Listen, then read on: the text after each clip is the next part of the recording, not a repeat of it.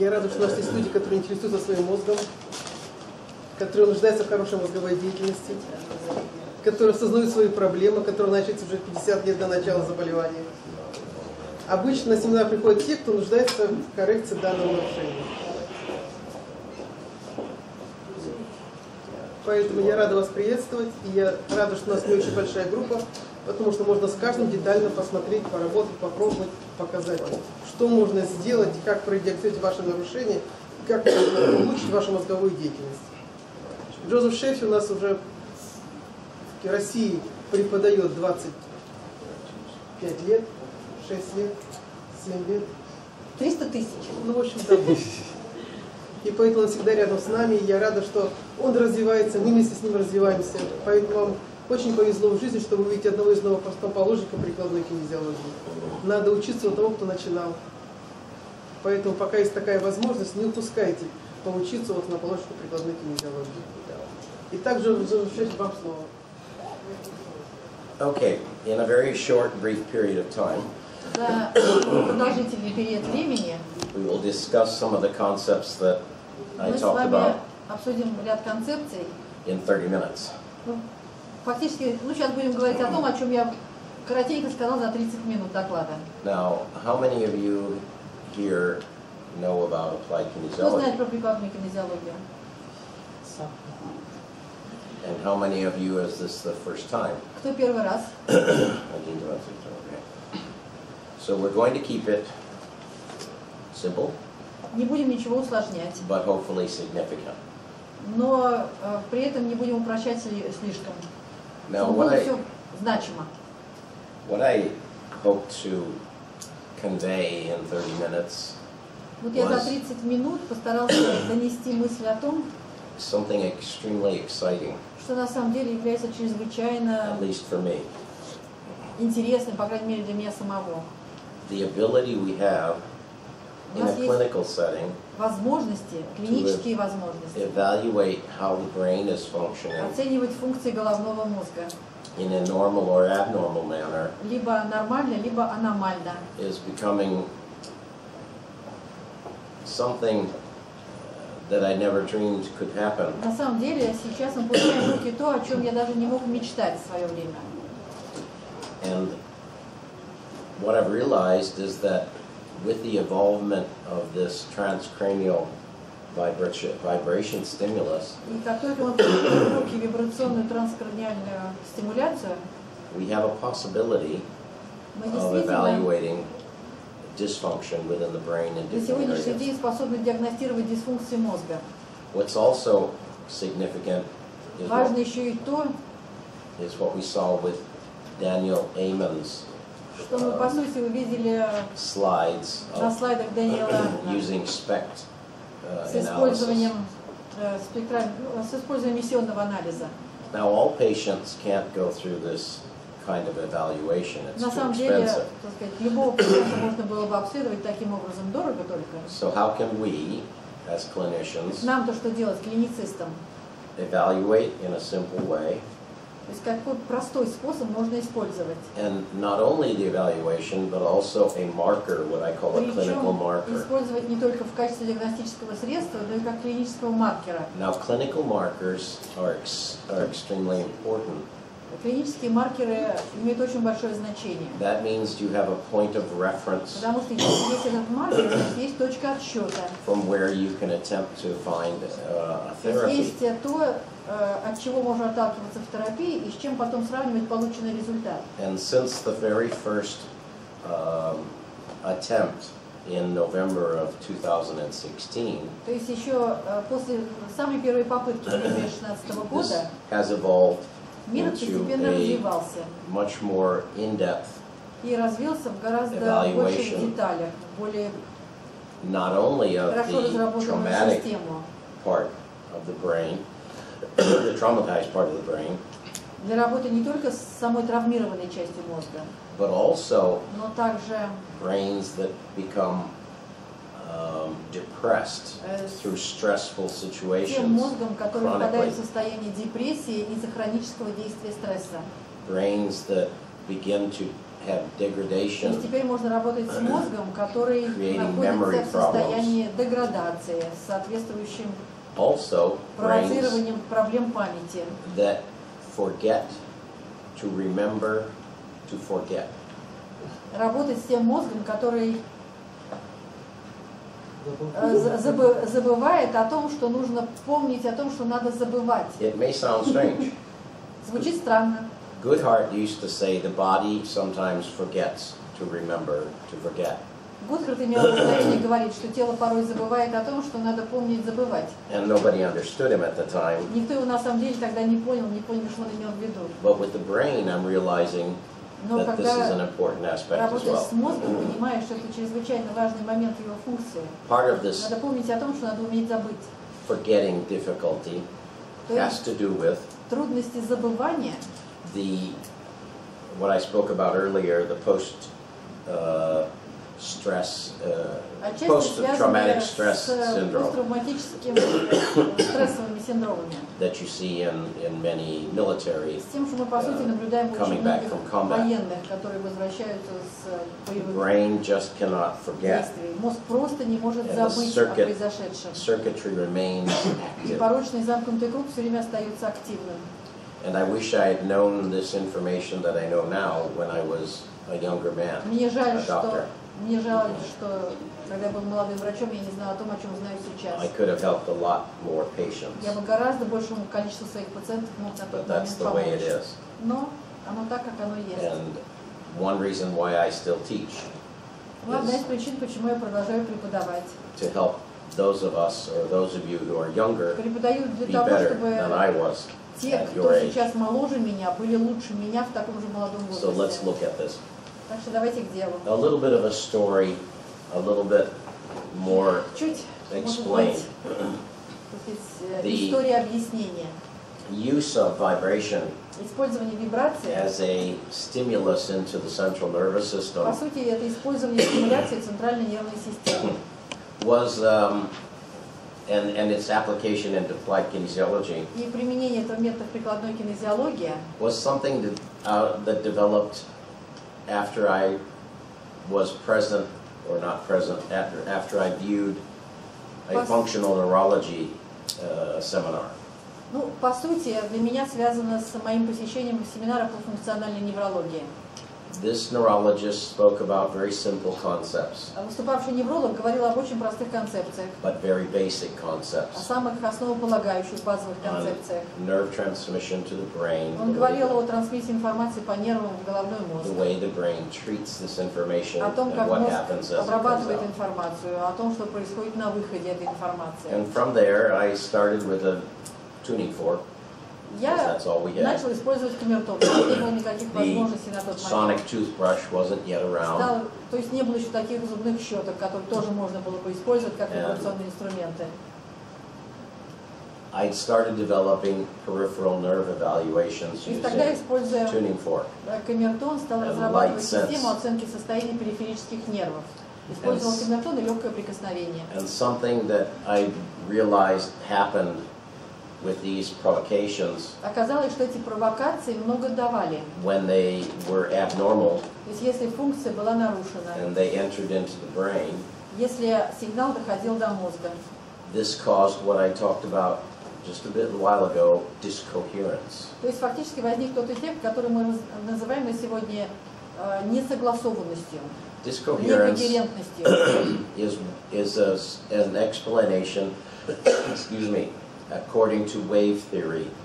Как рассогласованность находится в прямой зависимости, ну то есть имеет прямое отношение к системе волн. And in general, И в общем, if two waves are coherent, если две волны согласованы, если они they когерентны, augment each other, they increase они their усиливают эффект activity. друг друга.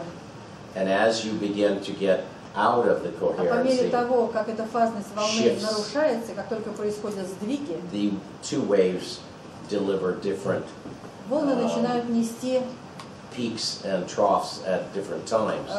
ну то есть волны характеризуются, кажется, пиками уже в разные фазы своего движения. So if they become totally Если они incoherent, совершенно некогерентны, they will cancel each other out, as we know. они начинают гасить активность друг друга. So Это basically, хорошо известно. what the brain does is it analyzes the information Мозг, that's по coming сути, in, анализирует эту информацию. and it decides what to do with it. И уже решает, что потом с ней делать. And this is on what we call an unconscious, non-volitional Все это manner. происходит непроизвольно, неосознанно. So the stimulus follows these unconscious pathways То into the есть, по brain. сути, используемая стимуляция как раз и использует в своих целях, извините за тавтологию, неосознанные пути. When we increase Когда the происходит information that is усиление arriving into входящей the brain, информации, the negative or abnormal information into the brain, отрицательная информация, или аномальная информация для мозга, this creates a momentary приводит к появлению need by the brain to change its awareness pattern. временной потребности головного мозга изменить шаблоны осознания, And this creates discoherence. результатом чего является некогерентность, And what's рассогласованность. fantastic with this discoherence На самом деле в этой рассогласованности есть своя прелесть. is that we can measure that Мы ее можем измерить, using a very specific applied используя kinesiology совершенно muscle testing. специфическое мышечное тестирование. And this means, А это значит, very simply, that we have a marker. что мы получаем в руки маркер. And this allows us to find a therapeutic input. А это уже дает возможность найти терапевтическое воздействие. So this is something that we have that many other professions То есть на don't самом have. деле это тот инструмент, который есть в нашем распоряжении, которого нет в распоряжении у многих Prior других to профессий.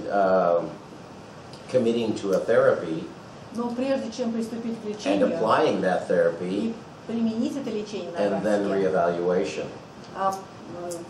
кажется, мы всегда знаем, что конечной оценкой произведенного воздействия будет повторное тестирование. So therefore we can evaluate the prospective outcome То есть, по сути, мы можем оценивать проспективные оценки, of a therapeutic проспективные input результаты терапевтического воздействия. before we apply it Даже прежде, чем будет through this проведено marker. лечение с использованием маркера. What's fantastic with this marker is that it is related directly to the central integration. А маркер хорош тем, что он непосредственно связан с центральными процессами. So in the lack or the decrease in central integration, and we То know, есть в отсутствии центральной интеграции, это всем хорошо известно, will cause us as human beings у нас, как у людей, to become less erect in posture, утрачивается прямостояние. because our ability to stand Потому что upright, на самом деле способность сохранять прямую осанку, our прямое ability to положение тела, oppose the little finger and the thumb, то есть наша способность противопоставлять большой палец и мизинец, are dependent upon зависят this central integration. от процессов Excuse me. центральной интеграции.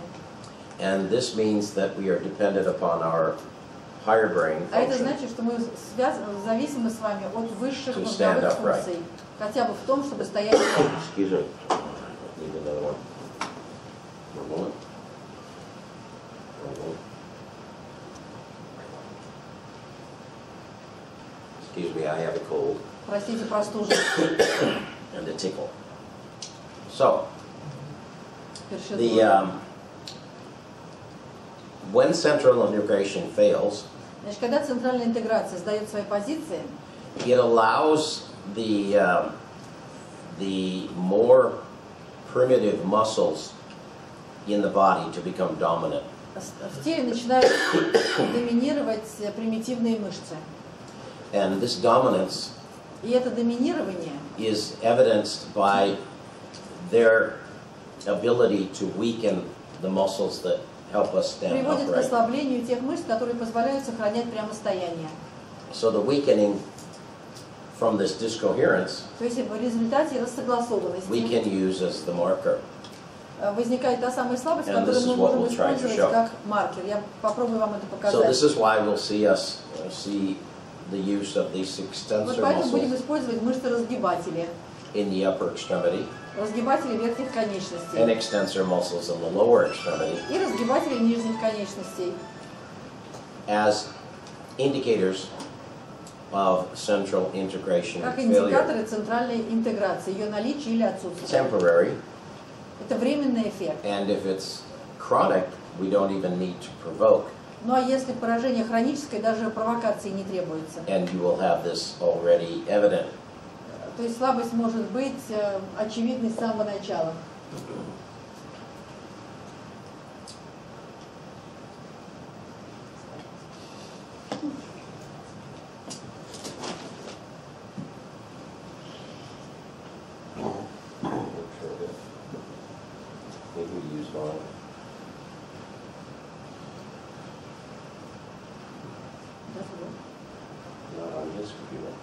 Почему через ваш компьютер не работает? Maybe changed it to the other side. В другую сторону? Сюда попробуйте. Пожалуйста.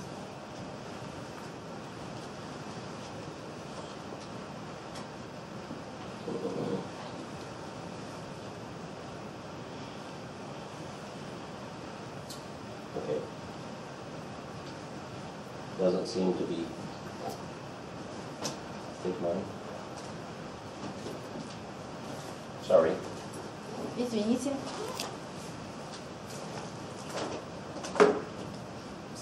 Try a new one. Новый попробуем. Не слышу ничего. Где громче говорить? Да? Отлично слышно все.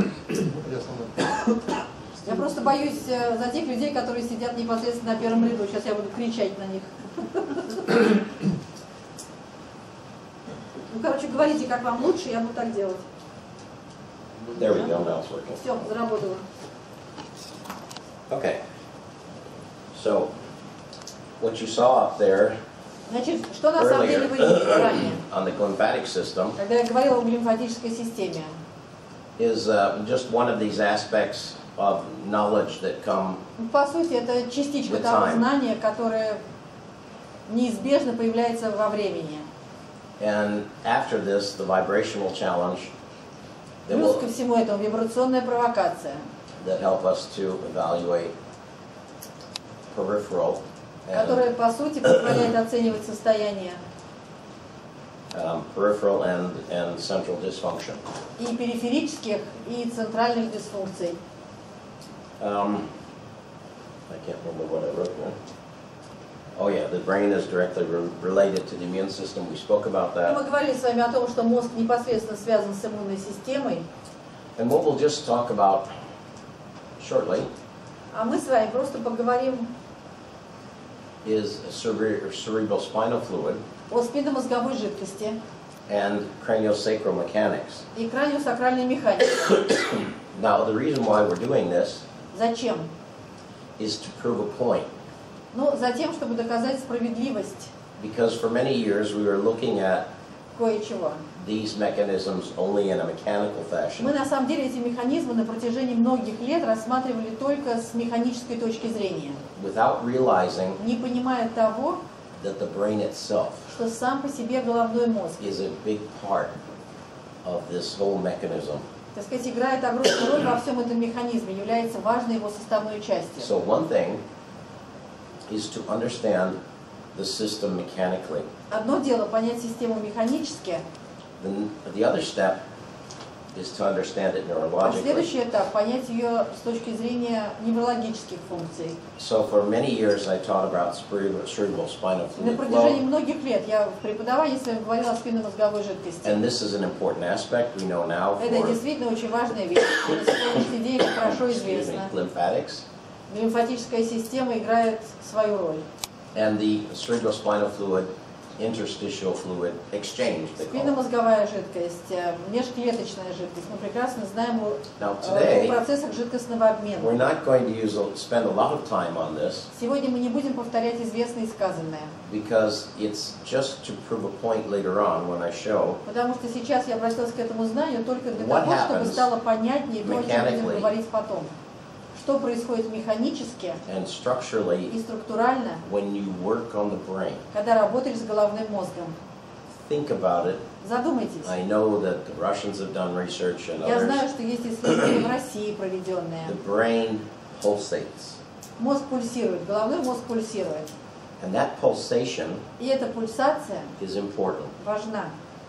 And when you start to realize, as I have in the recent past, И когда начинаешь осознавать, то есть когда приходишь к тому, к чему я сам пришел в недавнем прошлом, people that have one hemisphere that is not functioning like the other и видишь hemisphere, людей, у которых полушария функционируют не одинаково, когда одно полушарие не способно функционировать так хорошо, a как long period of второе, time, если это происходит длительное время, their whole structure changes вся структура начинает менять свою форму. because that brain does not pulsate, Потому что одно полушарие мозга не пульсирует полноценно. does not pulsate like the other one. То есть оно не пульсирует так, как пульсирует второе. So the other hemisphere, when the little brother does not function very well, Ну и, соответственно, когда младший брат не очень хорошо работает, takes over, and it старший берет на actually себя всю pulsates работу. more. То есть здоровое полушарие начинает пульсировать сильнее для компенсации отсутствующего And you полушария, start to see отсутствующей пульсации asymmetry второго полушария. developing. Мы начинаем наблюдать развитие асимметрии. And this is profound. А это несет в себе основополагающие And знания. it can have consequences Причем это несет в себе последствия. with respect to what we are talking about. Последствия с точки зрения темы нашего разговора. Televisions absorb the color, so forget it. К сожалению, цвет не получается на экране. With как consequences хотелось бы for его this видеть. cerebrospinal fluid, interstitial fluid exchange.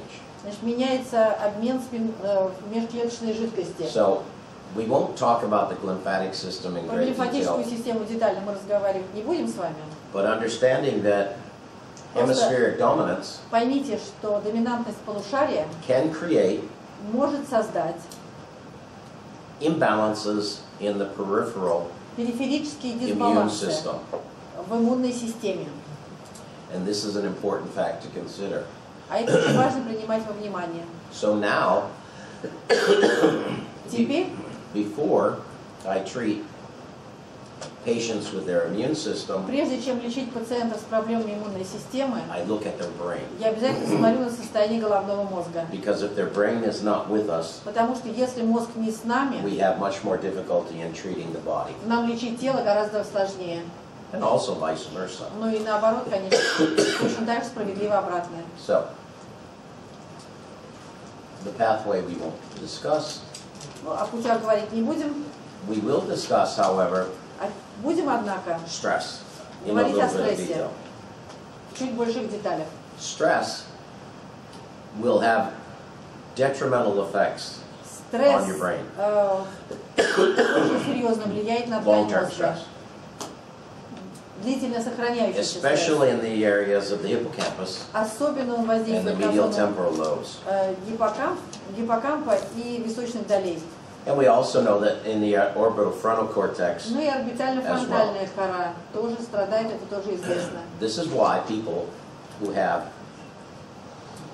long-term stress, Вот поэтому люди в состоянии длительного стресса after a period of time, they start complaining that they don't remember спустя as well as какое-то they did время before. начинают жаловаться на потерю памяти. Говорят, что уже And there are many of them. память не так хороша, как была раньше. Причем таких людей совсем немало. How do you assess memory? А диагностировать состояние You памяти can как? ask somebody to, when you do these normal Да, можно psychological tests, обычные психологические тесты использовать, задавать But it вопросы, gives что you помнишь, что не nothing помнишь. by which you can help the patient Но other это тебе than ничего не training. дает, кроме того, чтобы... То есть ничего не дает с точки зрения лечения.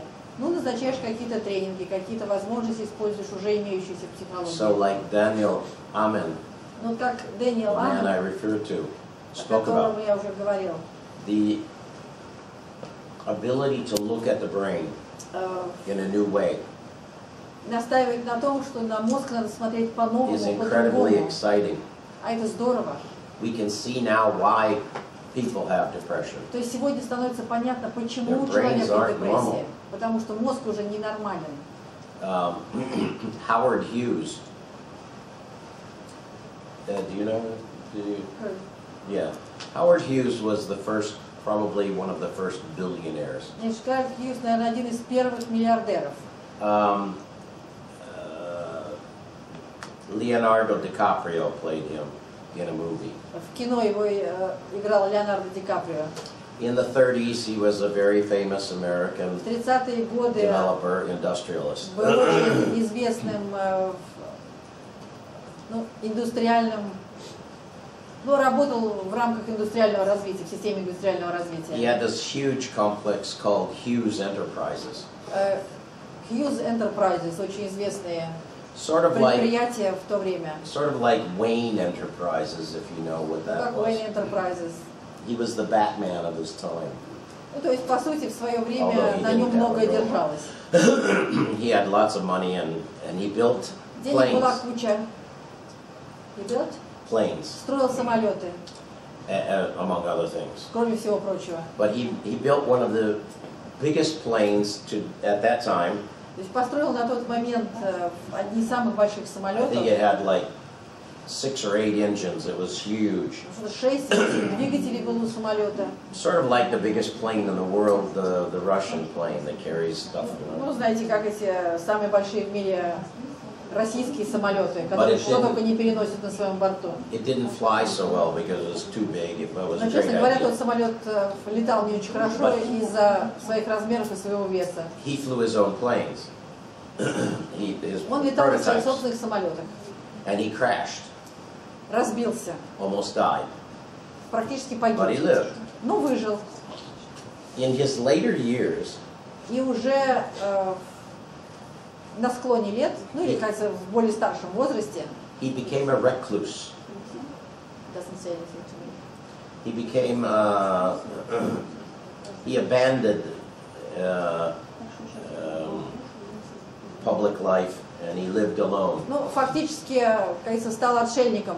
Оставил общественную жизнь, оставил публичную жизнь и стал жить сам по себе. And he had obsessive compulsive disorder. У него развилось обсессивно-компульсивное расстройство. Like washing his hands all the time, Без конца ходил в душ, never using the same cloth again, в одной и той же салфеткой дважды, не дай бог, and a воспользоваться. really strange type of behavior is he would buy Но на самом деле самым странным в его поведении было thousands and следующее. thousands of boxes of Kleenex, То есть покупал эти коробки Клинекса в огромном количестве. and he would take the Kleenex out Вынимал салфетку of 2 boxes из 2 коробок. and put them on his feet and walk around his apartment with those on his feet because he didn't want to be dirty. He was Ну, really crazy. короче, как-то использовал эти салфетки для сохранения чистоты стоп во время передвижения по своему дому. Не дай бог запачкаться. Could it be, like we talked about earlier, А может brain быть, trauma это результат травмы мозга. had made him Может быть, crazy? именно из-за травмы мозга он буквально сошел с ума. It's too late to know, but I think Конечно, сейчас We know поздно now. задаваться этими вопросами, но so. One thing is А вдруг так? stress will change your brain, Стресс меняет структуру мозга. but your brain Но мозг will also stress your body. тоже стрессирует тело. So we have this vicious circle Мы going on. получаем, по сути, порочный замкнутый So on the круг. one hand, the brain does not allow you to get out of your stress. То есть, с одной стороны, мозг не позволяет вам выйти из состояния стресса. And when your body is physically stressed, you increase that stress А in the brain когда and it тело becomes попадает в terrible. состояние физического стресса, то есть в состоянии повышенных нагрузок, So мозг reminder, стрессируется еще больше. reminding yourselves what I said about lymphatic Давайте activity вспомним, что я говорил про глимфатическую is more активность. pronounced at night. Эта система главным образом работает по ночам. Now, as we'll see tomorrow and the next days, Вот завтра, послезавтра мы с вами, с вами или не с вами, suppression of adverse memory, мы будем говорить о супрессии нежелательных воспоминаний, The о ability подавлении of your нежелательных body воспоминаний, to remember, to forget, о способности тела помнить о том, что надо забывать. has a great significance during the sleep period, Эти процессы приобретают особое значение в период сна, where the prefrontal lobe когда префронтальная that you see here кора tells the hippocampus to forget. дает команду гиппокампу забыть, But sometimes during the sleeping period, но иногда в процессе сна the prefrontal lobe tells the hippocampus to forget, префронтальная доля говорит, что надо забыть, but the префронтальная кора, hippocampus is disengaged. It's not there. а He went out to a party. гиппокампус занят своими делами, отправился на вечеринку и просто не слышит префронтальную кору. And it doesn't happen. И забывание не происходит. So instead of suppression, То есть вместо того, чтобы произошла супрессия памяти, with time we have retention, со временем мы получаем adverse memory retention. задержку нежелательных воспоминаний. And another thing that's interesting, especially with post-traumatic stress А syndrome, при изучении вопросов посттравматических стрессов, is the fact that they believe now оказывается, на сегодняшний день есть такое, one adverse memory on top of another adverse memory Что on top of another and another, происходит наслоение. like happens in war. Знаете, как, то есть, происходит You're fighting the enemy with your friend at your side, and all of a sudden you're finding, boom, he's gone. наслоение этих нежелательных воспоминаний. You shoot somebody, you look them in the face, and they're gone. That's a lot of stress. Ну, знаете, как те, кто пережил нахождение в обстановке военных действий, знают. And if you think about it, that's important to understand. Когда стресс постоянен, когда тебе кажется, что ты врага уничтожил, а тут другой, ты снова его уничтожаешь, и на самом деле ситуация не меняется. So they say that with the accumulated Начинаешь понимать, что надо adverse уметь memories не забывать. in the hippocampus, Оказывается, на сегодняшний день это доказано, что нежелательное воспоминание остается в структуре гиппокампа. the hippocampus can no longer keep them Но потом separately. наступает момент, когда гиппокамп уже не может анализировать эти нежелательные It's too воспоминания much for it. It порознь. just becomes this jumbled mass. То есть все превращается в скученность, неорганизованную скученность. Instead of organized, it's tangled. То есть вместо того, чтобы So adverse memory cannot be suppressed. воспоминания были сепарированы и организованы, And what you get они is превращаются в единую спутанную сеть. it doesn't matter which string is pulled, И в it конце pulls them концов all at становится once, неважно, за какую струну потянуть. and you begin to have serious То dysfunction. есть взрывается on вся a система, psychological взрывается level. вся система, потому что она так плотно запутана. И тогда тело начинает сдавать свои позиции на самых разных уровнях. So it becomes important for us Поэтому для нас приобретает особое to значение help reset these умение mechanisms in the brain перезагружать эти механизмы мозга and understand и понимать, the brain-body connection. как связан мозг и тело. So it becomes this whole body treatment. То есть на самом деле лечение превращается в лечение всего тела. But before, Но прежде, when we worked on the body, we hoped it fixed the brain. And когда мы it did in работали с some телом, aspects. мы полагали, что тело вылечили, но и мозг поправится вместе с телом. Да, отчасти это было справедливо, но только отчасти. But now we can look at how the Но brain теперь-то affects the body можно as well as обращаться how the body непосредственно к affects the мозгу и brain. уже смотреть, как состояние мозга влияет на остальное тело. So, neuroimmunology Нейроиммунология, we realize is now becoming increasingly linked. на сегодняшний день предъявляет те взаимосвязи, которые трудно отрицать. So we know now that if you have a cold like I do in my lung, На сегодняшний день хорошо известно, что если ты простужен, my brain registers that, как я на сегодняшний день, мозг регистрирует это and if it состояние. becomes chronic, it chronically inflames the brain.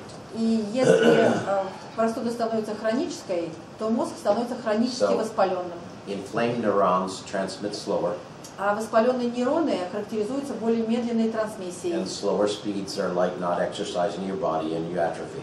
Более того, так сказать, тело и физически уже не способно тренироваться с той скоростью, с которой могло тренироваться раньше. Соответственно, наступает мышечная атрофия. So you progress from temporal dyscoherence, То есть от временной which рассогласованности, is a functional problem, от функциональной проблемы, to temporal dysfunction человек on a переходит pathological в level. состояние временной дисфункции, но So, уже на патологическом What we're уровне. measuring, what I'll be demonstrating То, with что the я буду вам extensor показывать, то, muscles, что мы регистрируем своими мышцами is разгибателями, temporary dyscoherence является временной in an рассогласованностью. otherwise normally functioning individual. По сути, во всем остальном нормально функционирующего человека. Remind yourselves that if the body can't fix a problem or if the brain can't fix it, Только помните, если тело или мозг не в состоянии сами справиться с проблемой, it will compensate обязательно Or attempt to возникнет компенсация, или тело предпримет попытки компенсации, as best it can. попробуй скомпенсировать на пике своих And возможностей. then dysfunction and pathology progress until compensation becomes impossible. Ну и до тех пор, пока компенсация не станет невозможной, тело будет поддерживаться на определенном уровне дисфункции. Think about it. Alzheimer's starts 30 to 50 years Болезнь Альцгеймера before начинает развиваться за 30-50 лет до появления симптомов. is scary to me. Мне, например, такое слышать страшно. Because when they finally bring you into the hospital, it's far gone. То есть, когда ты в итоге оказываешься в руках врачей, поздно, You just get worse. тебе будет становиться только хуже с тех пор. I don't want to be there. Мне совсем не хочется оказаться в такой ситуации. I'm hoping I passed the 50-year mark. And I'm okay. Я просто полагаю, что я уже вышла за рамки 50-летней отметки, и поэтому теперь уже все будет хорошо. But you never know. Но никогда нельзя знать наверняка. Let's move on. Пойдемте дальше. Now okay. This is just talking about the immune system. Но это тоже про We'll иммунную move on систему. from there because we'll talk about the brain. Мы с вами будем говорить о мозге. And what I did mention was noradrenaline and norepinephrine По сути, если я даже не говорил, надо было упомянуть норепинефрин, норадреналин, are neurotransmitters linked very closely to the cortisols. которые абсолютно тесно связаны с уровнями кортизола. And again, these reduce during sleep, Во сне их концентрации снижаются. which might be another mechanism that I discussed for opening up shrinkage of the brain and opening up. То есть вполне возможно, это как раз часть того самого механизма, который позволяет мозгу стать меньше, а выводящим путям для побочных продуктов шире. That allow us to flush our brains. Именно это позволяет смыть воду в туалете мозга. You've probably seen in high school or at home when your toilet doesn't work. Все, наверное, хорошо знают, что такое неработающий унитаз. It's disgusting. Отвратительная картинка, если вдруг Same thing happens in your brain. движение содержимого унитаза пошло в обратную сторону. То же самое происходит в головном мозге. So we're just going to speak momentarily about this Ну, буквально два слова. man who died in 1918 and has basically faded from history. По сути, о том человеке, имя которого растаяло в истории. Famous German, Знаменитый немец. basically for his last name.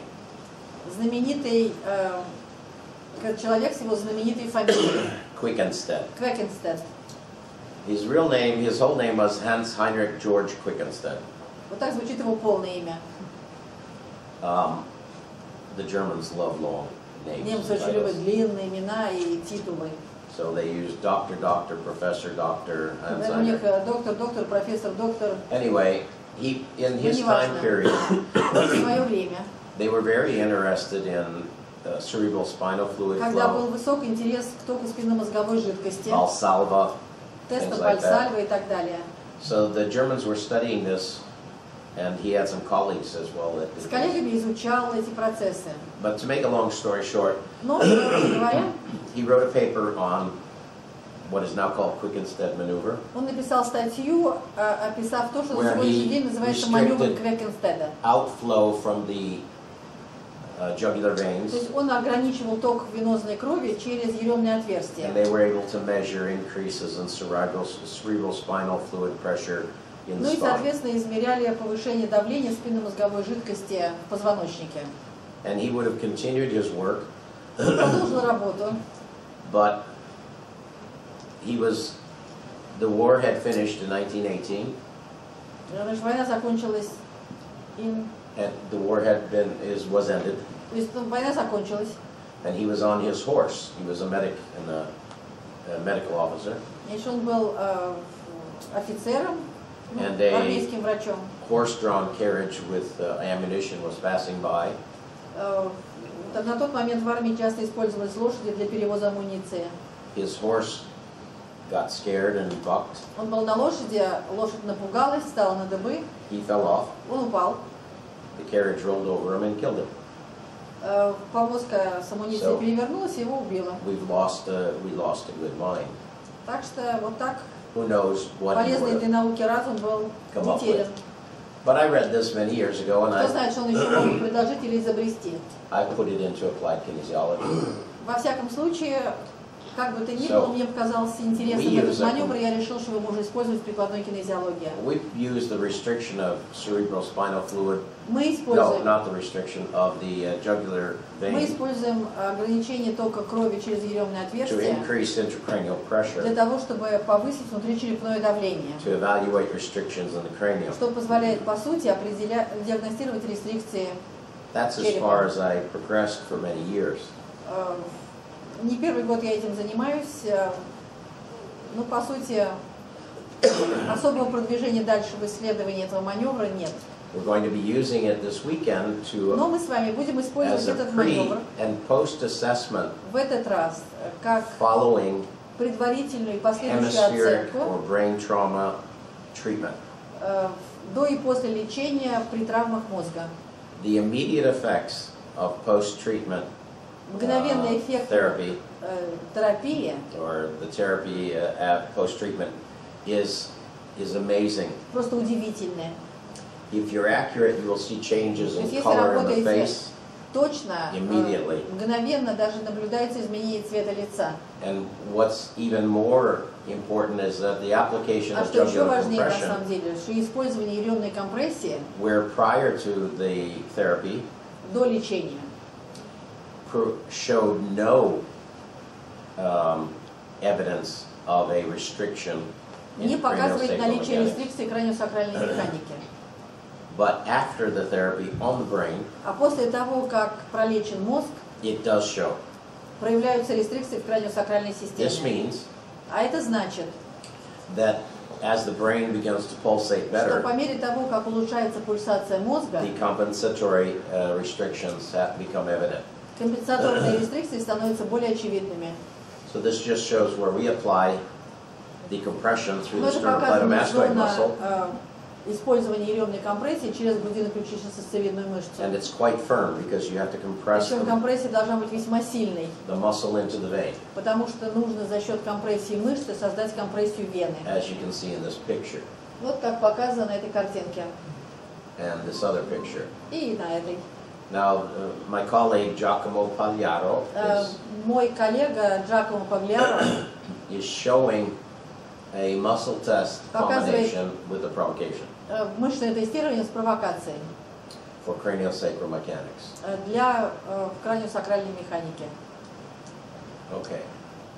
Now, we're going to use it as well, and I think it's a very good therapy for, or not therapy, but continued therapy На самом деле все это очень хорошо при последующей for терапии. something that I call brain flushing. Называется в том контексте, который я называю In a pump-like. смывание тканей мозга. Потому что вообще флаш – это смывание воды в унитазе, да. Поэтому просто я пытаюсь… That's what you do with your toilet. Да, это говорит ровно то, что вы делаете в туалете. So, Пытаюсь придать всему повествованию более научно. Пока не очень получается. I used to use this technique for what I call pituitary pump. Я использовала эту технику, когда работала с тем, что называется помпаж Can гипофиза. compress. I better not compress because it's making me cough. Значит, пациент осуществляет компрессию, мне на себе So сейчас they не надо compress, делать, человек breathe and кашляет walk больше. Значит, пациент создает компрессию еремной вены, with дышит, increased pressure intracranially, повышается давление внутри черепа, и он ходит. and then you let go, А потом отпускает руки. and the pressure decreases. Давление падает. So you get this increase, decrease, increase, То decrease. есть происходит вот такой помпаж. Повышение давления, снижение давления, This повышение, increase in снижение. pressure И вот это повышение давления will increase the capacity to pump the cerebral spinal fluid into the повышает brain. возможности помпажа Hypothesis. спинномозговой жидкости в области гипофиза. And why I called it the pituitary pump Почему я называю это помпаж гипофиза? is because it would put tension on the membranous Просто потому, что parts of the brain, изменение давления изменяет напряжение мозговых оболочек. especially the tentorium, Особенно намета мозжечка, ну палатки that, мозжечка. as you know, inserts just outside the on the sola turcica, А вы прекрасно знаете, что намет имеет непосредственное In отношение which к the турецкому седлу, pituitary в котором sits. сидит гипофиз. So the pituitary will be massaged. То есть фактически гипофиз массируется. So it helps it to recover. А значит, обретает способности к восстановлению функции. So this is what I call a brain selfie. Селфи мозга. You know, you take your picture of yourself, a selfie. Всем знакомы, да? The young people know what that means. Положил руку мне на плечо, говорит, не касается, молодые знают, о чем я говорю. That's why I don't think I'm old, because I know what it means. Поэтому себя старым не считаю, потому что знаю, что такое селфи. Okay, so it's a brain selfie. You can help your brain to recover. То есть фактически Okay. может дать мозгу возможность восстановиться. So actually, it should become a daily habit. На самом деле эта процедура должна стать повседневной I do привычкой. it, and it is beneficial. Я к ней, кстати, прибегаю и чувствую, что от нее есть толк. It takes 30 seconds to a minute, so it's really quick. От 30 секунд до минуты. Все быстро и полезно. So we can call it a paravascular pump. Можем назвать это явление параваскулярной помпой. Okay. Oops, sorry, you want to go back? Фотографируйте, кто не успел. Why don't I just give them the... You can just download it, okay? If possible, I think people will be happy to. If it okay. That's it, of course it is. Конечно, потянут, а как же. So can they? Sure. На самом деле, Джозеф говорит, что вы можете не мучиться фотографировать каждый слайд, он просто даст вам презентацию. I left out all the important stuff. Потому что все равно все основное я убрал уже из нее. So, okay. So, На самом деле, чтобы не отвлекаться, можете просто слушать, а it will give you a good, well, he's got it anyway on his в любом computer. случае на этом компьютере уже все есть. So he can... Почему с такой паузы вы кивнули, вы не собираетесь поделиться? Собираюсь, и улыбается, хитро-хитро. Все видели, да, у кого презентация? Запоминайте. I guess I hear you paid to hear me, right? Если я правильно услышала разговоры в коридоре, вы же деньги заплатили, да, чтобы сидеть на этом So you may as well get мастер-классе? the slides as well. Хотя бы слайды у вас будут, плюс к тому, что вы уже оплатили. So for those of you who don't speak English, then too bad. Ну, если английский вам совсем чужд, слишком плохо. Okay. Загуглите. Okay. The vibrations in the skull is something new, as I said. Ну, я уже говорила, что методы использования вибрации при работе с мозгом Excuse me. вещь достаточно новая. I haven't had to talk this much in a while, only to myself. Надо было, говорить, не с людьми разговаривать, а с самим собой, когда не так кашлял. Anyway, Ну, как бы то ни было. so as you saw before, Значит, как вы уже видели ранее, there was a Danish man in the 30s значит, в 30-е годы один датчанин, в 30-40-е who годы, developed a method of using tuning forks on the skull развил метод использования камертона на черепе and vibration and the и way вибрацию. the young patient sensed the vibration. То есть использовалась вибрация и обратная связь, когда человек говорил, указывал на те зоны, где он ощущал эту вибрацию. For learning dysfunction. Таким образом диагностировались He проблемы was обучения. incredible for his time. То есть на тот момент это было просто удивительное открытие, удивительные He treated the возможности. patients with input into the brain Потом он лечил пациентов with very primitive records самыми примитивными записями. that he put different sounds on. То есть использовались аудиозаписи разных звуков. Sometimes one ear would be will go tick tick tick tick tick tick, and the other one would be, and he would stimulate different hemispheres. То есть использовалась разнообразная стимуляция разных полушарий. Просто удивительный человек на тот момент был. He couldn't look at the brain directly. Ему, конечно, тогда было не He заглянуть must в have been структуру incredibly мозга. intelligent. Он должен был быть чрезвычайно умен, чтобы найти Vibration всего этого. was one of his very important Вибрация diagnostic для него inputs. была очень важным диагностическим инструментом. And he used to experiment with the tuning fork. Он экспериментировал с камертоном. 128 hertz. 128 Гц. And if you put it a vibration of 128 hertz Если on your такой chest. частоты вибрацию приложить к грудной So клетке, this one's not 128, это, but конечно, не if 128. you put it on your sternum, Но послушайте, как вы себя чувствуете, если you эта should вибрация feel it действует на eventually грудину. somewhere. Вы же где-то должны ее ощутить, верно? And strangely enough, И как бы ни странно of это course было, you can feel ну, it. конечно, конечно. Try to think of where you feel it. Now, this isn't the most powerful. Это, конечно, не самая мощная вибрация, но задумайтесь, вы ее It где should go ощущаете? Here, Она it должна goes вот right сюда down, уйти. and you feel it sort of in the genital region. То есть в генитальной области вы должны ощутить вибрацию. Now, if you've got a problem, Если где-то есть проблема, it stops. вибрация дальше не You пойдет. don't feel it down there. То есть вы не ощутите вибрацию там, где находится конечный пункт ее Sort of like, назначения. remember when you were a little kid and your Вспомните себя в детстве. father was driving and you went over a hump and you went, ooh, that tingles down there. Помните, вы сидите в машине, I мать do. за рулем, не видят неровности дороги, вы подпрыгиваете, и в And области гениталий щекотит. And then it went away. Я помню эти ощущения, не знаю, And I помните was, вы или нет. it used to be fun, Это feeling было that. весело на самом деле, And было then it очень disappeared, забавно. and then you become an adult. А потом все проходит, потому что становишься взрослым. And he said, and he did a lot of experiments То есть он на самом деле очень много экспериментировал. on your elbow. В области локтя. You should feel it into your hand. Вибрация должна So дойти progresses downwards. до кисти, до кончиков пальцев. If you put it on your hand here, Если вибрировать у основания ладони, you should feel it in all 5 fingers все 5 пальцев должны ощутить вибрацию equally. в равной степени. And he said to this lady, Danish lady years ago, И он одной датчанке who was the говорил, only person that remained alive that actually was doing his work. фактически эта женщина была единственной, кто потом мог Explain to продолжить me ее работу, потому что основная that масса всех, кто об этом знал, умерли. Some people that he realized, it stopped right there. У некоторых They didn't feel вибрационном it. тестировании стимуляция останавливалась где-то посередине ладони. They didn't feel it in the 5 fingers. 5 пальцев не воспринимали вибрацию. And she was a younger doctor then, Эта женщина была тогда достаточно молодым врачом, and she said, well, what did it mean? и она говорит, подождите, но это должно что-то значить. He says, they're nuts. Он говорит, ну потому что они никуда не годятся.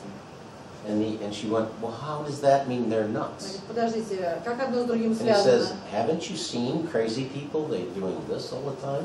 А он говорит, вы никогда не видели сумасшедших, It's pretty постоянно interesting. мнущих свои руки? Observation. Умение наблюдать. So what I'm bringing back again, Я к чему сейчас? the natural frequency of the coming back of the skull is dependent on size. The size of... The skull, Значит, естественная частота вибрации зависит от размеров черепа, the density, плотности. and sometimes, people say there's nothing in there, Да, иногда говорят, then it must not что vibrate о very какой well. плотности идет речь, если там нет And the ничего. shape. И от формы, что удивительно. Goodhart many years ago said Гудхард лет тому назад the skull is holographic, говорил, что череп голографичен. and when it's more symmetrical, Когда он более симметричен, it has a better holographic. голографическая reaction. картинка или And голографические he реакции believed this was лучше. important for the brain. Ему казалось, что для мозга это очень важно. So, and this is incredible because we know now Удивительно this is true. то, что на сегодняшний день мы получили подтверждение справедливости всего, что I тогда remember говорилось. coming back to Russia one time and somebody talked about this famous Russian saint. He was a monk. Помню, как я приехала в Россию, мне рассказывали об одном русском святом, о монахе, Who was supposed to have very strong healing powers before he died. у которого сила, так сказать, излечивающая сила рук была чрезвычайно высокой. Oh, why not? Почему нет? Hurry up. Okay, go away. Bye-bye. Thank you. Фотографировали, входить.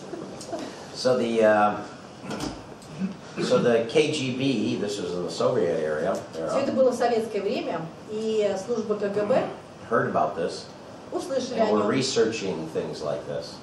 КГБ всегда занималась изучением таких So they явлений. dug him up and took his skull. Они его выкопали, This was a story told me by a Russian. перевожу дословно, то есть его эксгумировали. And they Причем эта started история рассказана в experimenting. России людьми сведущими. And Стали изучать его череп. they would put a high-powered light right into the foramen magnum. Через большое отверстие пропускали And light would leak out of his sutures, but mainly through the eye.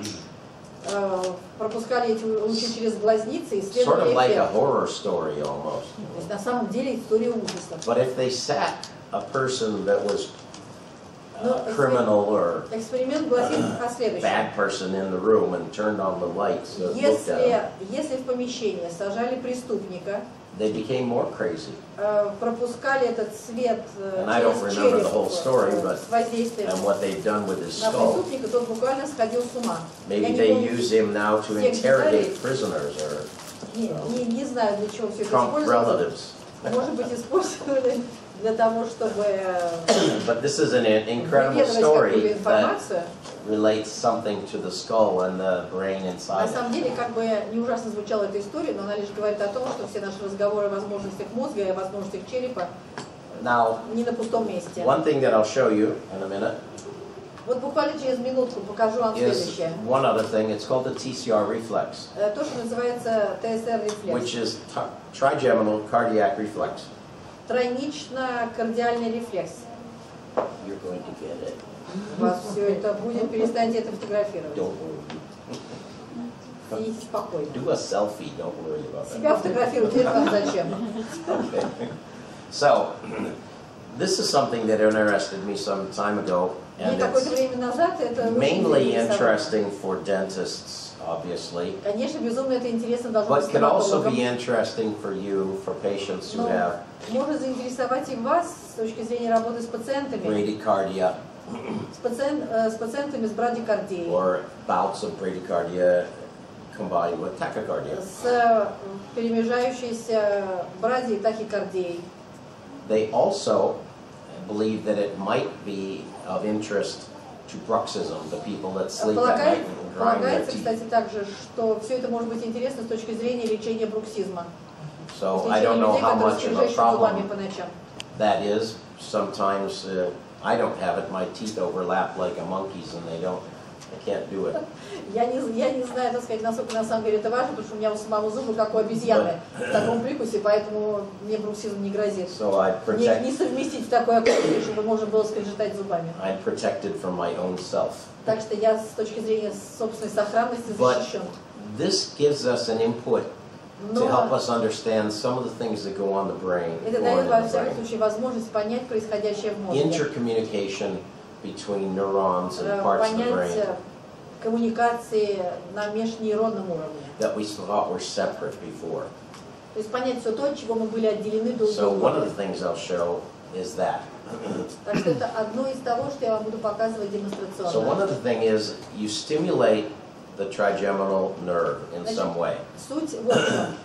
Тем или иным образом стимулируется Now тройничный нерв. the TCR, or trigeminal cardiac reflex, Значит, вот этот ТСР, этот рефлекс, is more often than not noted during orofacial surgery. so the activation of the reflex. То есть активация этого рефлекса наблюдается чаще всего при neurofacial, Orofacial. при орофациальной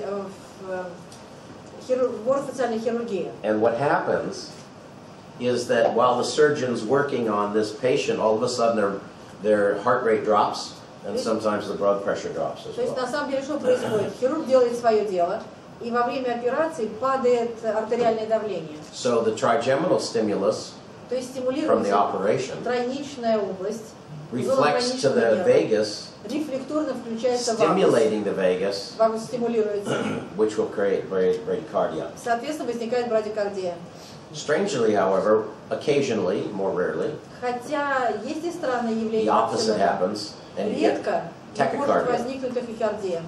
And what's even more А interesting еще интереснее то, is that the respiratory centers are very closely related to this as well. что респираторные центры тоже остаются не без задействования, они располагаются очень близко к And той as you системе, know, о которой мы говорим. Those who do deep diving without tanks and stuff Ну, это learn or teach Фридайверы, the brain, these brain centers, to not respond as По quickly. сути, тренируют мозговые центры, чтобы они правильно реагировали на погружение без акваланга. So these reflexes are in the pons and the medulla. Эти рефлексы базируются в стволе мозга, в медуле. But it gives us this ability Но мы с вами to evaluate. получаем возможности Some диагностики состояния своих пациентов. Okay, what was this? Sorry. Do you want Oh, to bruxism and sleep. No, that's okay. Excuse me, I already mentioned that. So here I am. This is a photo Ну, это фотография. of, I think I'm using the, yes, this is a photo of a tuning fork, a very old photo before we had these. Использование камертона. Фотография старая, прежде чем появились здесь новые And возможности. stimulation of the temporomandibular joint itself. Производится стимуляция самого височно-нижнечелюстного сустава. And I'm using, and you can't see it, an opposite side extensor. Использую, как вы снова видите, разгибатель с противоположной стороны. And as well, you can use the same side, Можно использовать одну и другую сторону. knowing that control or input from the central input to the to the periphery on the for the trigeminal nerve. There you go. You go, because I'm not getting the sense. Okay, Sorry. so we know that Все слова поняла, the trigeminal nerve во фразу. is centrally organized bilaterally by both hemispheres equally. Значит, тройничный нерв, по сути, центрально организован билатерально, то есть он имеет непосредственное отношение к обоим полушариям. This would be, for example, to evaluate a patient following trauma. Вот так мы оценим состояние пациента после травмы.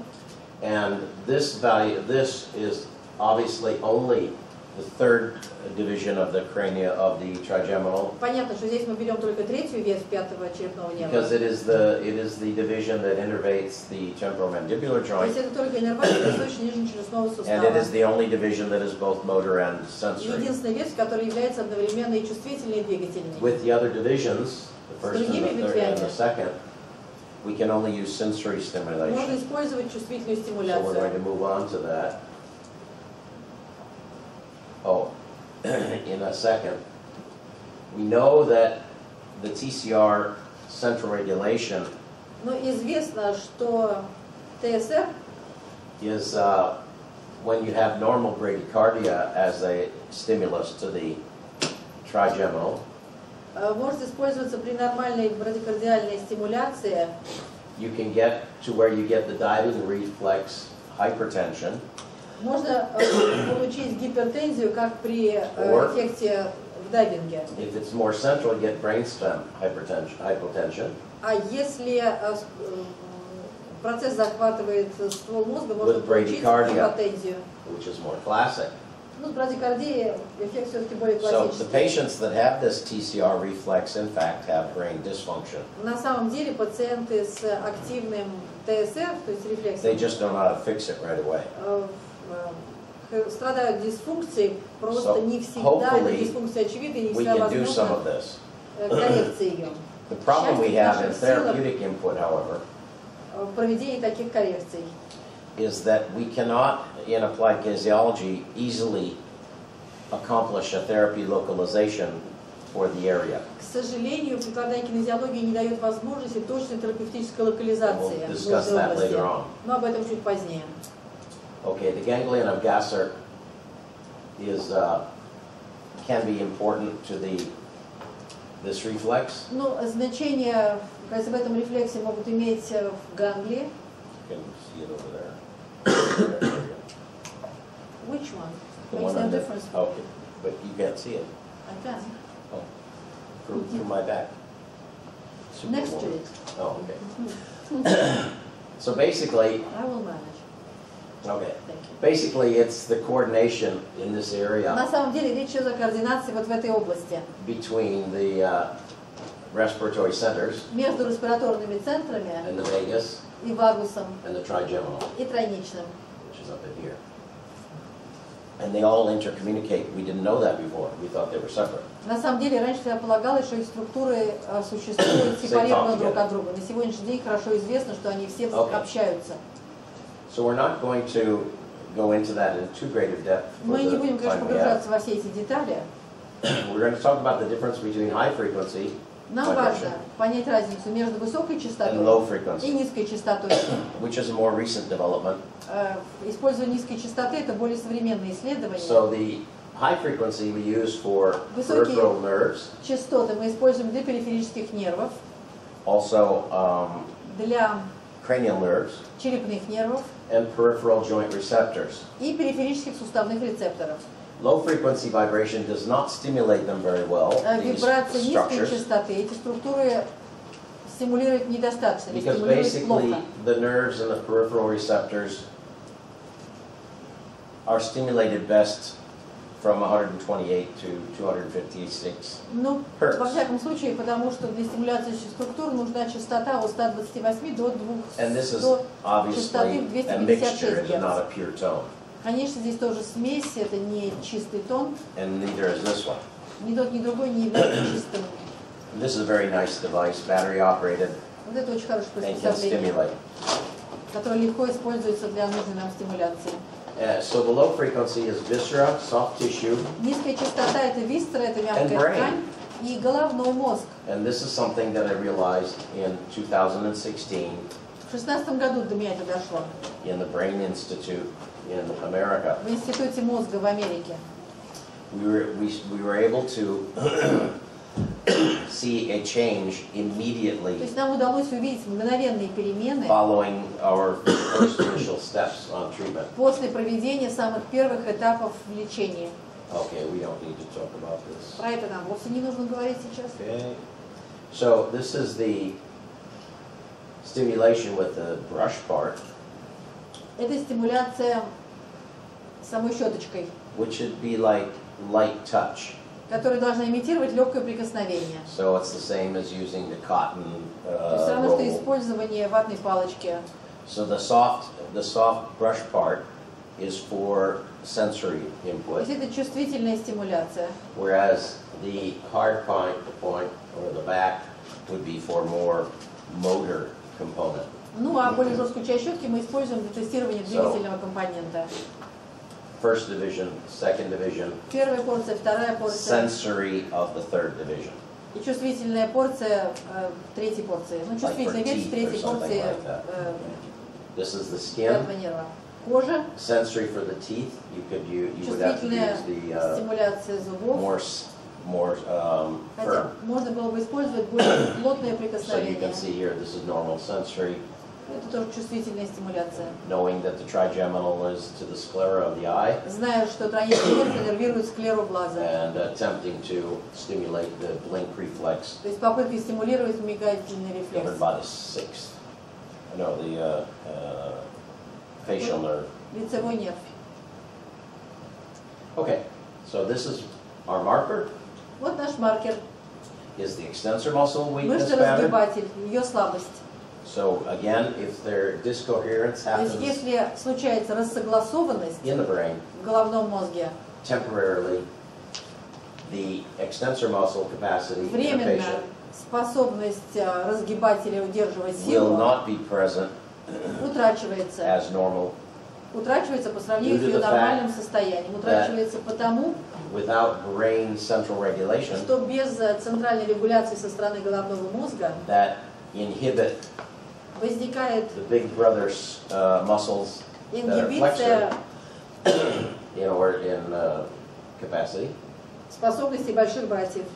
and they, by increased function, will automatically inhibit the extensors through the spindle cells. То есть фактически через функцию нейромышечных веретен происходит ингибиция мышц разгибателей. As if you were going to move your arm consciously. То есть как будто бы ты осознанно включаешь мышцы разгибателя. Очень просто. Phenomenal tool. Феноменальный And инструмент. rewarding for therapeutic evaluation. И весьма вознаграждающий с точки зрения оценки качества лечения. Just to show you very quickly, we're going to look at. Давайте кратенько покажу вам. Some of you might have what is called the TCR, the trigeminal cardiac reflex active. And активен тройнично-кардиальный рефлекс. So the easiest way to do this in applied kinesiology is not through the extensor muscle, but through the muscle that relates to the heart and Конечно, можно pericardium. было бы, как раньше в прикладной кинезиологии, использовать ассоциированную мышцу, то есть брать ту мышцу, которая ассоциирована с сердцем, мышцу сердца. So you see me here holding the position Вот of я удерживаю the, нужное for the test for положение для теста, the subclavius muscle, which is related to the heart. для тестирования подключичной мышцы, которая в прикладной кинезиологии считается ассоциированной с сердцем. So this is my good friend Dr. Checki, and we're showing the same thing. Тут мы показываем то же самое. He's a very strong guy, as you can see, so I'm Он парень having крепкий quite a strong contact и for контакт evaluating this. плотный. And we will apply a stimulus to the trigeminal nerve То есть производится стимуляция тройничного нерва at the same time одновременно and retest the muscle and see what happens. при повторном тестировании мышцы для перепроверки полученного результата. If a change in muscle capacity ensues with the stimulus, Если стимул дает изменение состояния мышцы, it indicates that we have a trigeminal cardiac reflex that это is указывает на active. активность тройнично-кардиального рефлекса. And from that point, we can then move on to see if we can find А or от этого design a уже therapy можно отталкиваться в поисках лечения, to help this. чтобы помочь разрешить ситуацию. Okay. Oops. So, if the extensor muscle stays strong, Если разгибатель остается сильным, this one, to the stimulus, в ответ на действие стимула, that means the trigeminal nerve itself is not dysfunctional. это значит, что сам тройничный нерв не является дисфункциональным.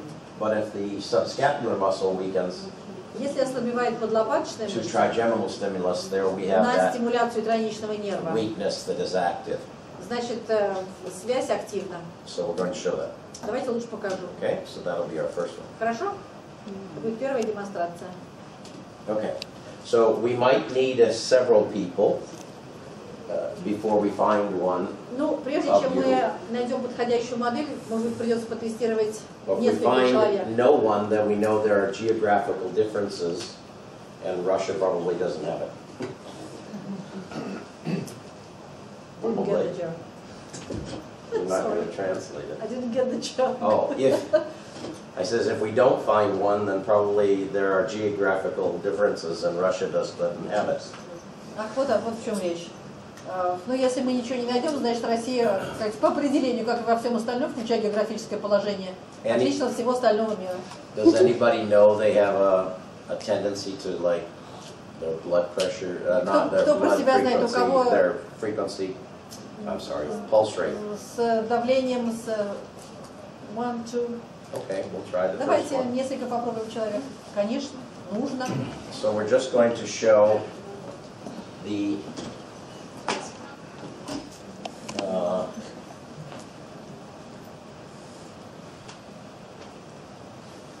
we're just going to sit. Yes, no, just sit. Просто садитесь. Не садитесь на самый край. Не садитесь на самый краечек, туда подальше. Туда подальше. Упадете. Yeah, not to do the same thing I did. Okay, we're just going to show the subscapular muscle. Давайте посмотрим подлопаточную мышцу. So I'm just keeping her arm elevated. Рука поднята, ну то есть от подведения. Push down. Плечо вниз рукой. No, the wrist. Push on my hand. Давите ему на руку, в ладонь.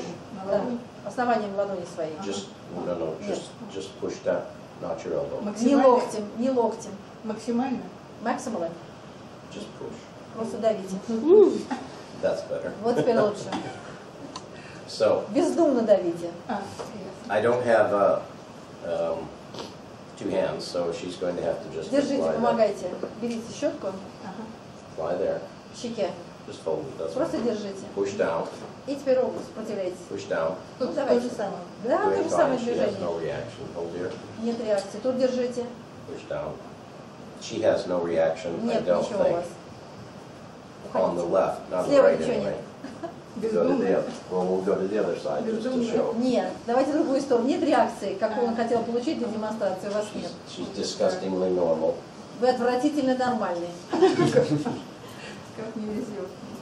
No, she saying she's unlucky. Дэвид? Why should you be lucky to be ill? Послушайте, ну что за удача такая быть Just больной? lightly.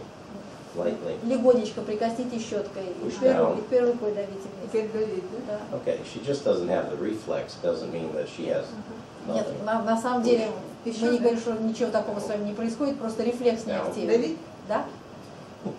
Only the hand. Только кистью. Push. Еще? Еще? No, just the hand. Только рукой. That's Тут better. плечи. Теперь лучше. I hate this maximal. There's this. Сердце?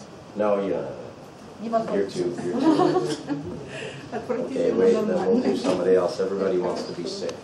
Все побежали, всем больными хочется быть. Okay, you understand me, right? I think you're gonna just touch it lightly. Легонечко не давите на щеку. Okay, ready? Push. Готовы? Давайте. Okay, don't touch. Не касайтесь. Push. We're just evaluating the subscapular. Просто смотрю, в каком состоянии сама подлопаточная мышца без воздействия. Push. Вот теперь This would сопротивляйтесь. be push. Push with maximal strength. Ну теперь со всей силищей. Keep stimulating. Не теряйте стимуляции. Okay. Push. Okay, this is a weakness pattern. Вот паттерн слабости. We'll put it on the second division. Теперь на вторую веточку. Push. Nothing. И ничего. The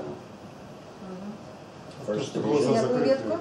То, что глаза закрыты, это же тоже можно. Eyes closed. Эндокриносеночная Could кровь. influence? If you think so, repeat it like you said and do it again. Если полагаете, что закрытие глаз может сыграть какую-то роль, попросите закрыть глаза и протестируйте еще раз. So we're just going to have her apply it to the temporomandibular joint Теперь вот сюда, на сустав. without the sensory input. Без сенсорного Push воздействия. down. So we have push.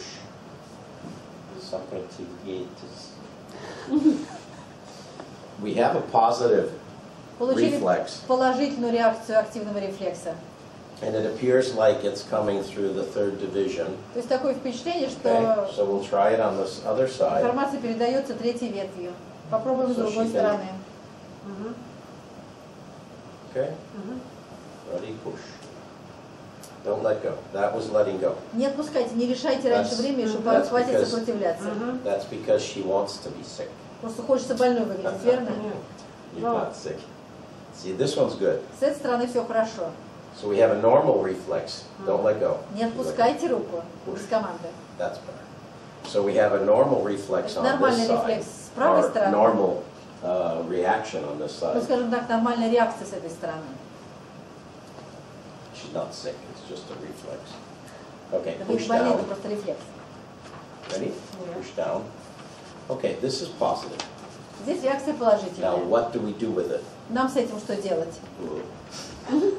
Just don't get work on this side, only on this side. Просто пользуйтесь только одной стороной. But you could also measure, Но можно было бы, кстати, также померить, for example, например, the pulse. пульс. So we'll measure her pulse. Посчитаем пульс. Can't find it, she's dead already. Да вы уже мертвый, пульс, что у вас нет? I know. Знаю. So you hold this one. Держите. You just find it. Найти просто надо. Maybe I'll cut it off with this. Okay. Передавили пульс. That's better.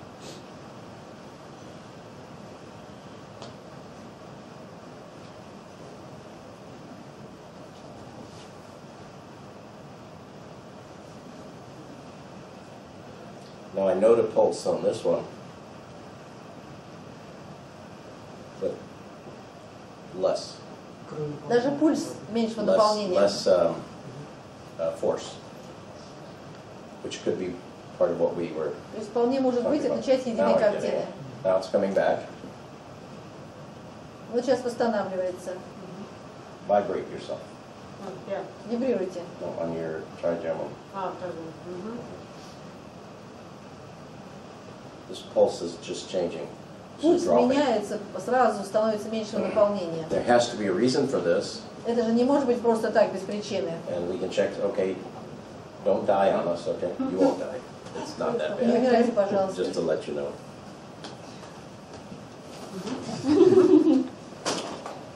No, it's not that bad. Okay, let's test a couple, and Давайте еще. we'll do a boy as well, just for. И мальчика потом возьмем для разнообразия. Okay, hold this. Держите. There. We'll just do the, for quickness, the temporomandibular joint. Для быстроты попробуем только височно-нижнечелюстной сустав. Okay. Push down. She seems to not have anything. I'll just check one other.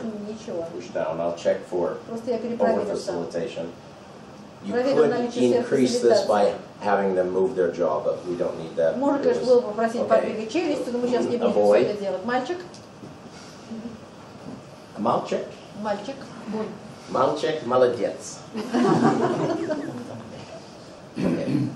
So let's just see if he has anything. Посмотрим, There есть ли shouldn't be что-нибудь too или many. нет. На самом деле, не должно быть прям повально это все положительно. He's very strong, so he has no problem. Push down. Проблем нету, такая силища. This is again as Suffering only. from arrhythmia. Well, that atrial fibrillation. Желудочная фибрилляция? Предсердные. Предсердный. Я так думал, потому что я предсердный, я не то сказала. Тестами убираю сам. Something different, though. Тут по-другому. Can you help me? Держите еще. Он говорит, что это не то, о чем мы говорим. Что ты держишь? Stupid patient. Push down. Okay, now this one only. Push down. Вниз, вниз. Down. Вниз. Now he's not doing this. Take it away. Руку берите. He's not doing this test very Даже well. тест, то есть So направление I'm теста going не to repeat выдерживает. it. Push down. Вниз. He's doing very fine now. Okay, Нет, сейчас хорошо, несмотря на поражение дельты. Saying that deltoid is not in the best state. Well, I'm not testing, thank God, about delta. Слушайте, мы не тестируем вашу дельтовиду, не рассказывайте про нее даже. Bowser motor. Okay. He's doing it fine now. Видите, сейчас тест выполняет хорошо, без стимула. Push down. Вниз, давайте, сопротивляйтесь. Perfect. Okay. Идеально просто. Ставьте стимул. Stimulation temporomandibular joint. Стимуляция височно-нижнечелюстного сустава. Okay. He's changing the parameters. Сразу начинает менять параметры теста. So I'm going to reevaluate. Еще раз потестируем. Okay, this is positive. Тут реакция Just положительная.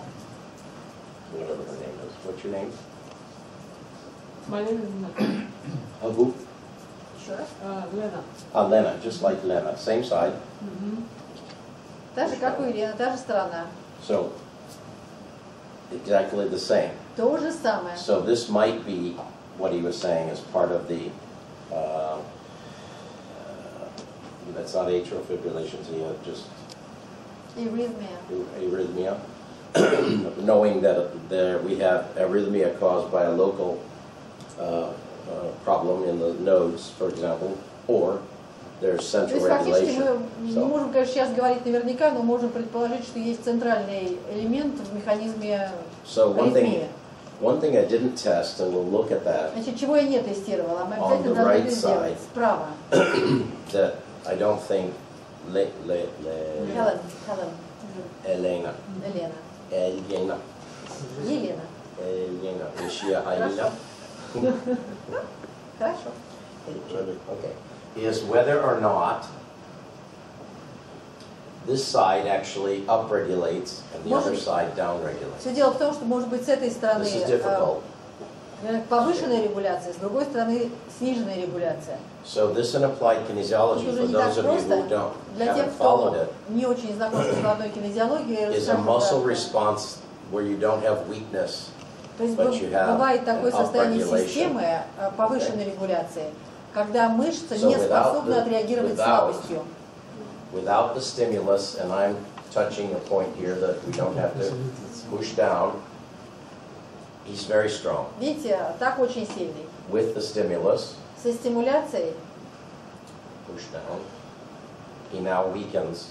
But тоже if I take возникло my finger ослабление. away from this А point, теперь, если я с этой точки push уберу down. свои пальцы, with держите, with this, держите, push down, he stays strong. мышца остается сильной. So, stimulation of his temporomandibular То есть joint on the стимуляция left височно-нижнечелюстного сустава creates слева weakness of the left subscapular muscle. Создает слабость левой Related to the подлопаточной heart. мышцы, связанной с сердцем. Stimulus of the trigeminal on the right Стимуляция тройничного справа creates an increase создает in facilitation of the повышенную subscapula. фасилитацию подлопаточной мышцы. Now, if То есть we're reflecting дополнительное усиление подлопаточной мышцы. on what's going on, И если поразмышлять над увиденным, we have an increase становится понятно, stimulus to the vagus on the left, что слева мы наблюдаем creating abnormal усиленную bradycardia, стимуляцию вагуса с эффектом and we брадикардии. have the inverse on the И right. противоположную картину наблюдаем справа. So the two vagal nerves are not in То есть два вагуса не дружат, symmetry работают несимметрично. in trying to В попытке coordinate the pumping frequency of скоординировать the heart. ну, кажется, функцию, помпажную функцию сердца. So as Goodhart used to say, it's like pushing on the gas pedal and the brake at the same time. Готфорд говорил, это похоже на ситуацию, когда ты на педали газа и тормоза давишь So одновременно. this is interesting what we're finding in that Смотрите, как интересно. he does have frequency disturbances, То есть мы уже and we're увидели, picking up что an есть abnormal та рассогласованность, которая, bilateral собственно, дает возможность reaction. увидеть рассогласованные билатеральные All of реакции. these may have consequences with respect to brain trauma И or все это, some kind конечно, of может brain иметь отношение к stress травме мозга или that we'll be стрессу talking мозга, about. о чем, по сути, мы in a сейчас few с вами и minutes, поведем okay? речь. So remember what you've got. Так что запомните, пожалуйста, что мы обнаружили. We'll see you in a minute. Еще чуть-чуть, и мы вас снова пригласим. Bye-bye. Don't die.